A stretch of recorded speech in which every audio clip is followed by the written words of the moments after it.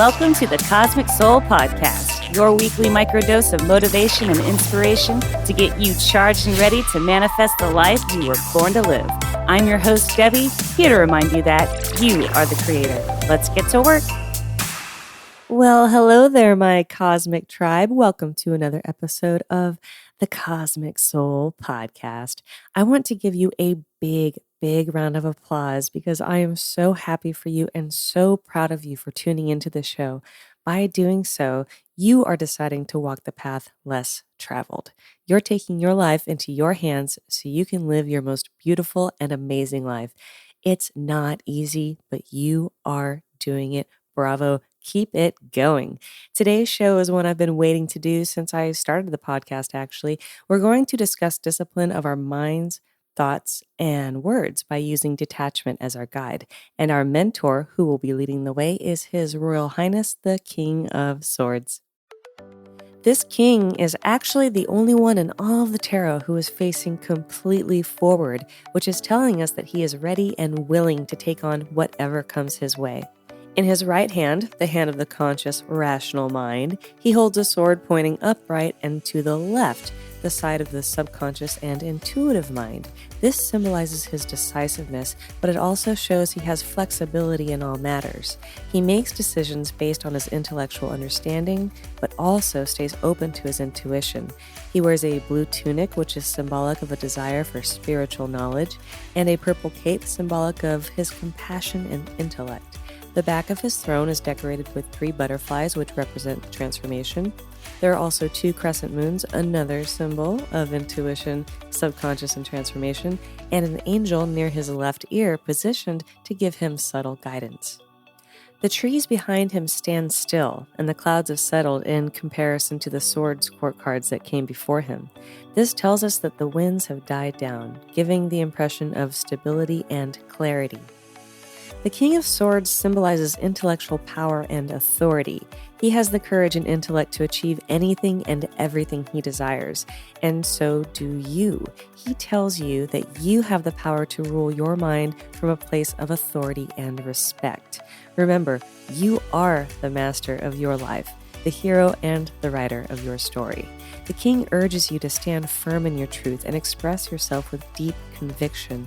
In doing so, others will pay attention to what you have to say, and they will respect your words, whether they be facts, opinions, or advice. The King of Swords has complete clarity of mind and tells us that we too can perceive the truth. So it is our responsibility to confidently lead when providing a more objective point of view, as well as when we are making decisions. They should be solely based on impartial judgment and detachment. I love all of the kings because they exemplify the amazing potential within all of us.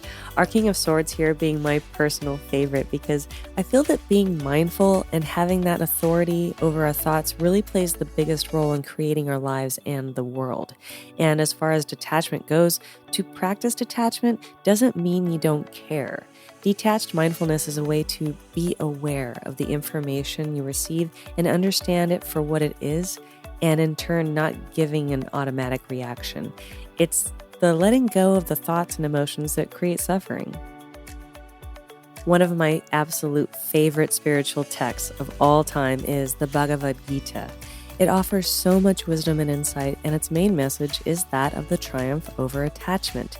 Krishna says, "The person whose mind is always free from attachment, who has subdued the mind and senses, and who is free from desires, attains the supreme perfection of freedom from karma through renunciation." Basically, by not being a slave to the senses and the results of our work, we attain true inner peace, happiness, and ultimately enlightenment. So I'm pretty stoked for today's Oracle card, guys, because we are introducing a brand new deck to the Cosmic Soul podcast. The Dragon Oracle by Diana Cooper will be joining the rotation of Oracle decks. I have always loved dragons ever since I was a little girl, and I think a lot of you probably loved and still love dragons too. This deck's description says, "Dragons are beautiful, wise, open-hearted beings of the angelic realms who are sent here by Source to help and assist us. Their guidance can help us to clear lower energies, flow around challenging situations, and inspire us in our life missions.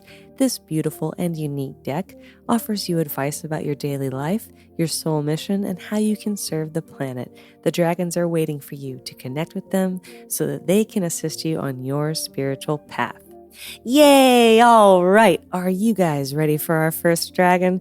Our very first dragon helper on the show is the Orange Dragon. The card says, bring soul families and communities together. Spread belonging, warmth, and oneness. Bring people everywhere together. The guidance of the Orange Dragon states, your guidance is to see the divine light in everyone. Look for the bonds that link you.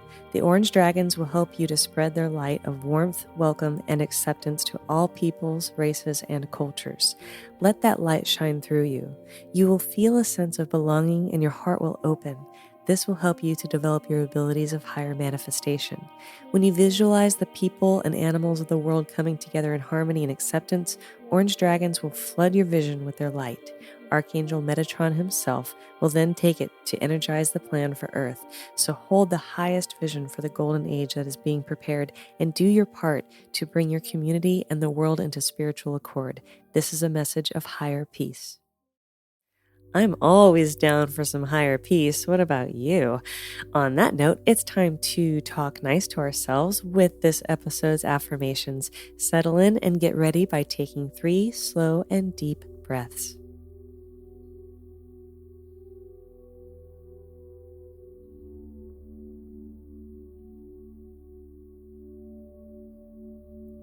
Now repeat after me. I walk my own path and allow others to walk theirs.